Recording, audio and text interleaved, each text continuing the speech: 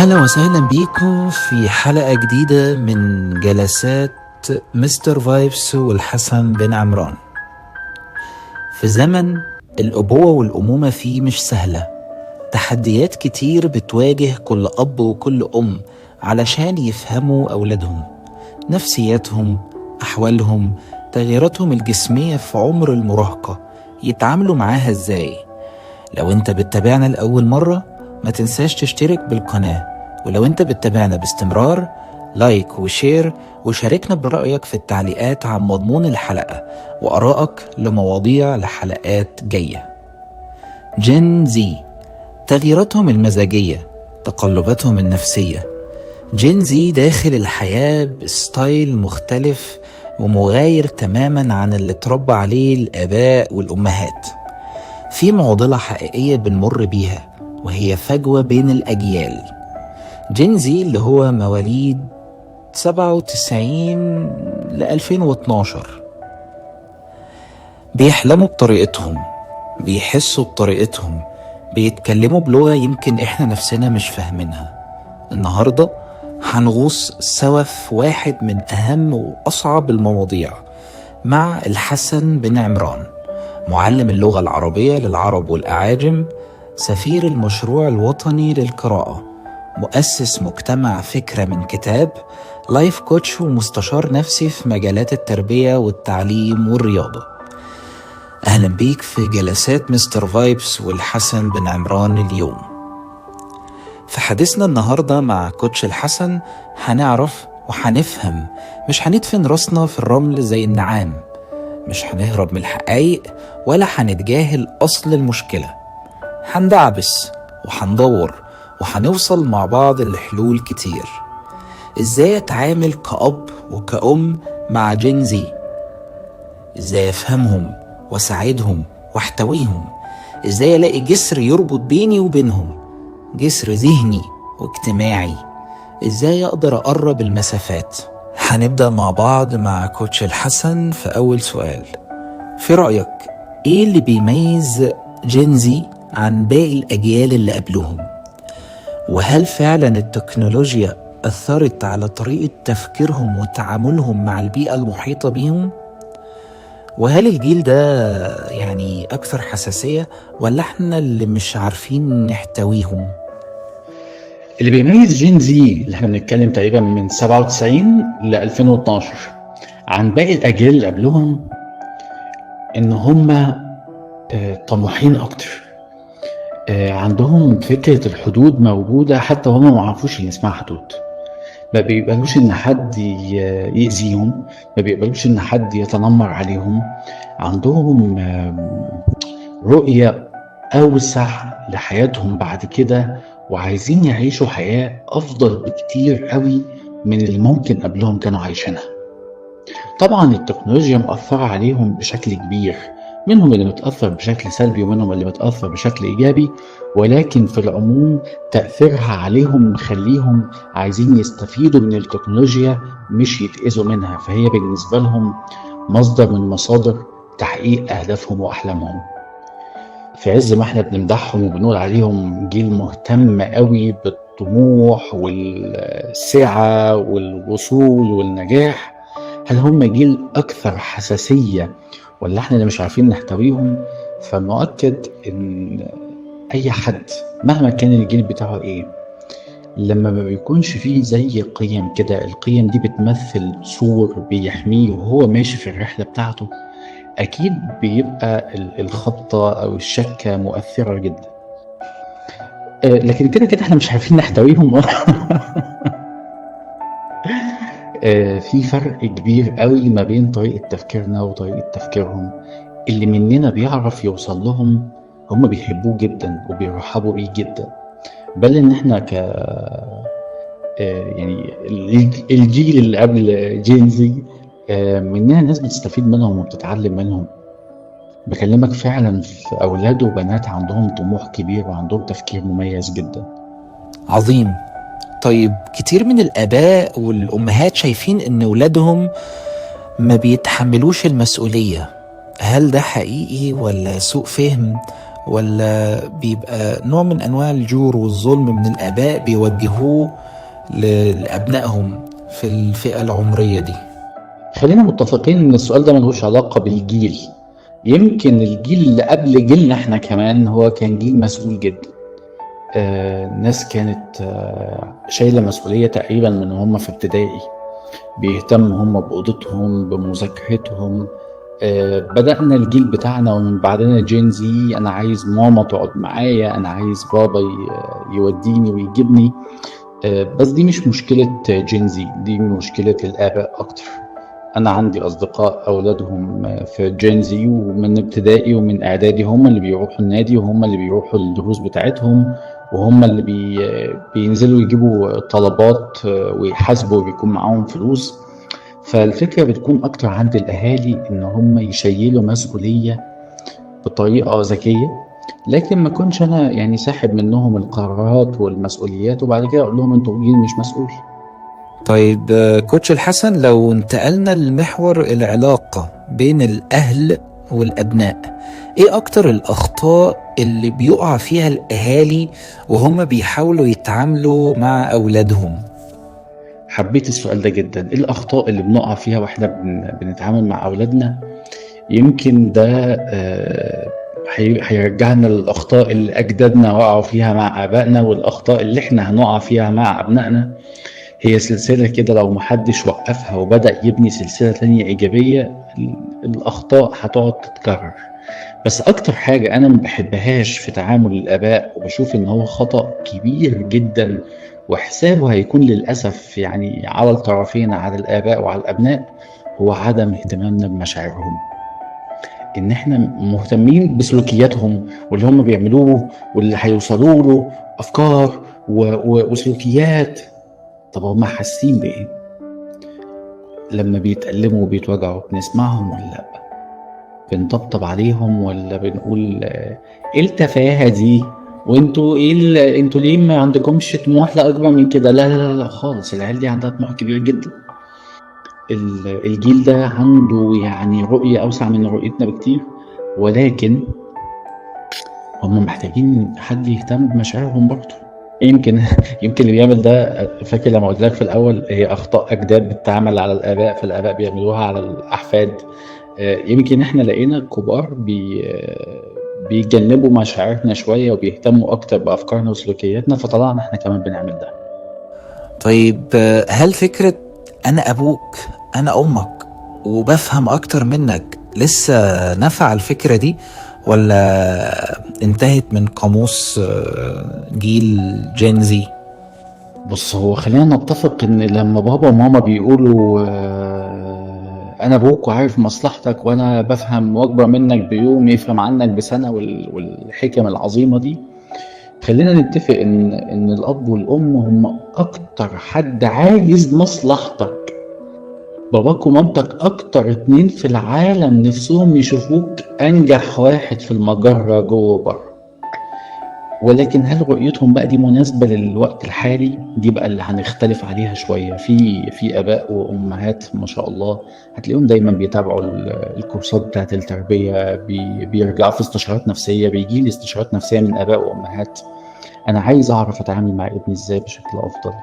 فخلينا نتفق ان الاباء والامهات دول يعني مهتمين قوي بابنائهم ومهتمين قوي ان هم يفهموهم ويساعدوهم، لكن طبعا مش ده المنتشر. المنتشر ان انا ابوك وانا عارف مصلحتك، انت عايز مصلحتي. عارف او مش عارف دي اللي ممكن نتفق ونختلف عليها. كوتش الحسن، ازاي الاب او الام يقدر يكون صديق حقيقي لابنه او بنته من جين زي؟ جميل قوي السؤال ده. بص، انا هجاوب اجابه عميقه شويه وبعد كده هبسطها. بابايا ومامتي هيبقوا اصحاب حقيقيين ليا لما يكونوا اصحاب حقيقيين لنفسهم.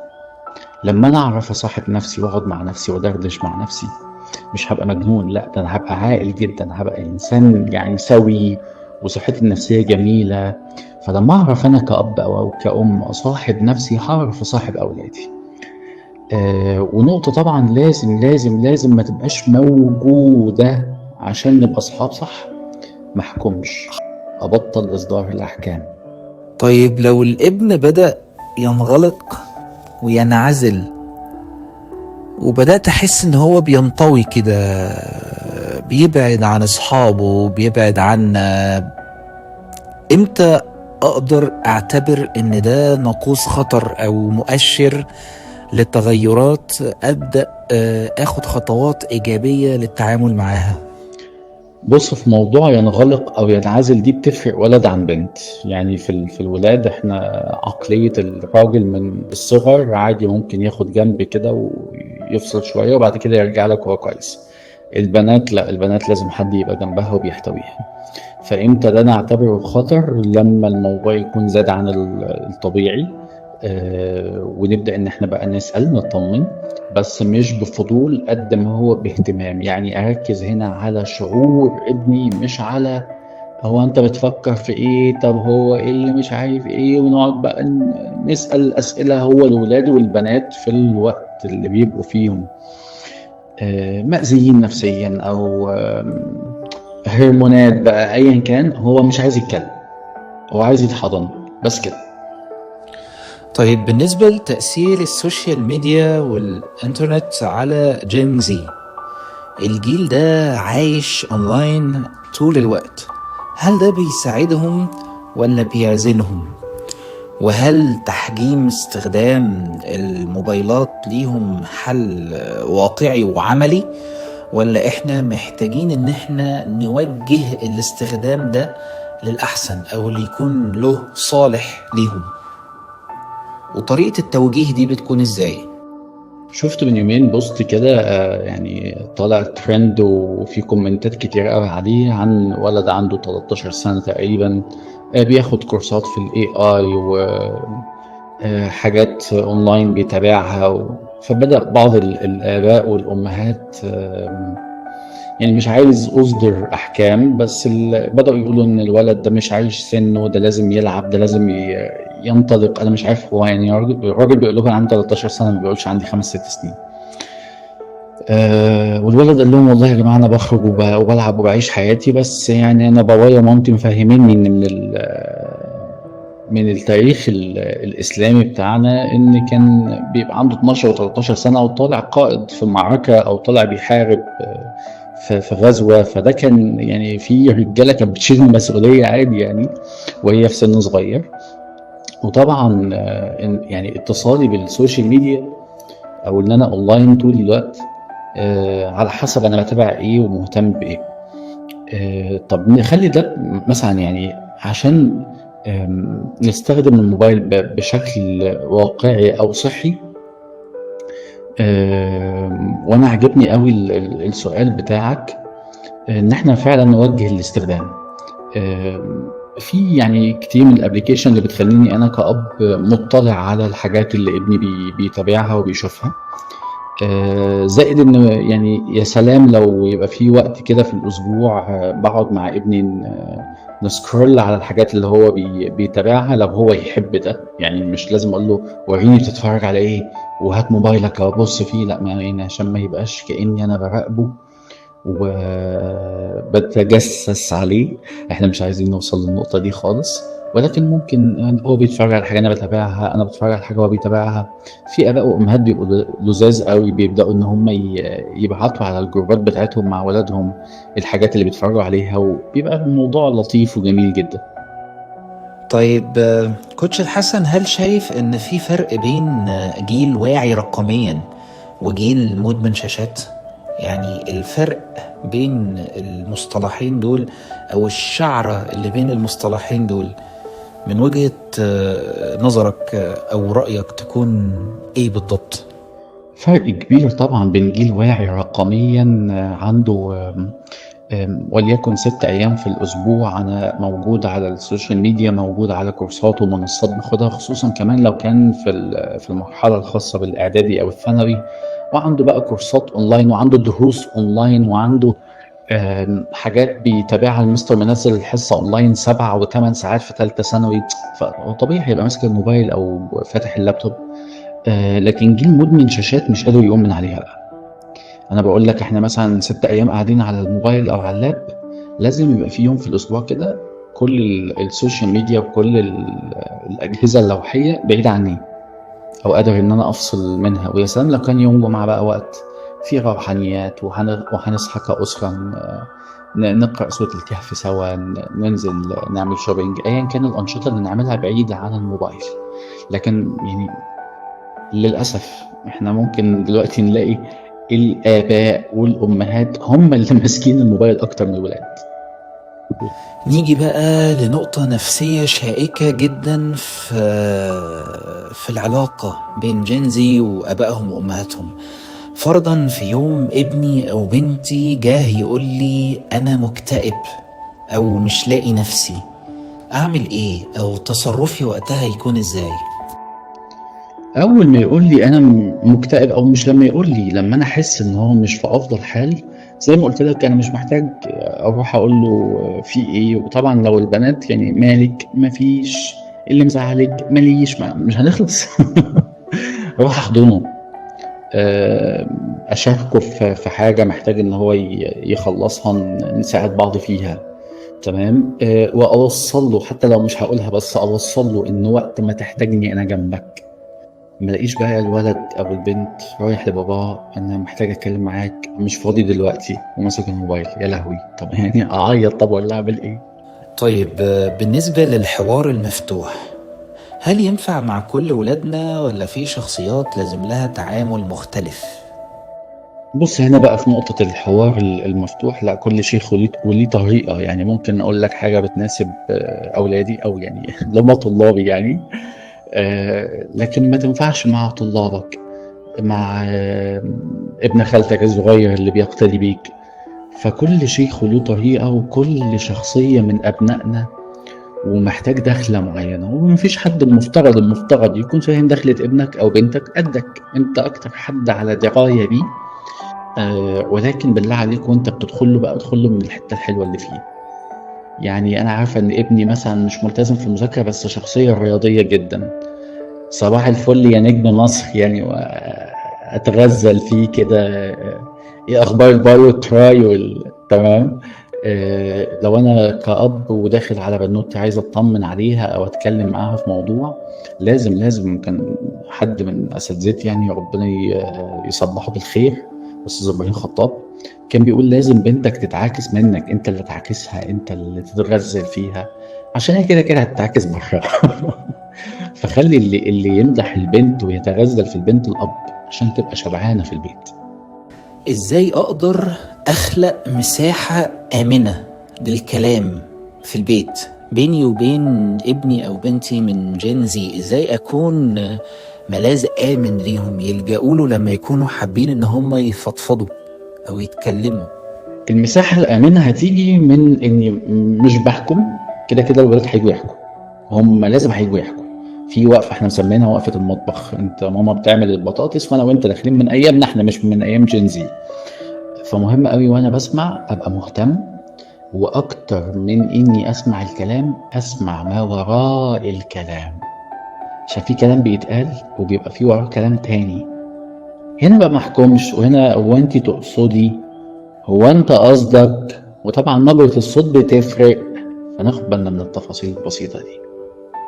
طيب كوتش حسن، الجيل ده محتاج مننا احتواء، حرية، قوانين، محتاج ايه مننا بالظبط؟ جميل قوي السؤال ده يا معتز. محتاج احتواء، ومحتاج حرية، ومحتاج قواعد، عشان لو مفيش قواعد وقوانين احنا مش هنعرف نتحاسب بعد كده. كان زي ما قلنا في لقاء سابق، الجيل ده محتاج الحب والحرية. والجيل ده محتاج بجد بجد، الجيل ده محتاج قدوة. وأول قدوة لكل ولد وبنت هو بابا وماما. فكل ما أنا كنت مهتم بنفسي أنا كأب، وحضرتك مهتمة بنفسك كأم، إني أكون نموذج محترم، واعي، طموح، جميل، قيم ثابتة وواضحة. مش بقول كلام، أنا عايز ابني يطلع صادق، بديله تليفون أقول له خد رد على عمه، أقول له بابا مش موجود أو بابا نايم، لا ما يعني صباح الفل. وبعد كده أقول له خليك صادق إزاي؟ طيب. فالجيل ده محتاج إيه؟ محتاج كل القيم اللي إحنا بنحبها، بس هو رقم واحد، الجيل ده محتاج قدوة.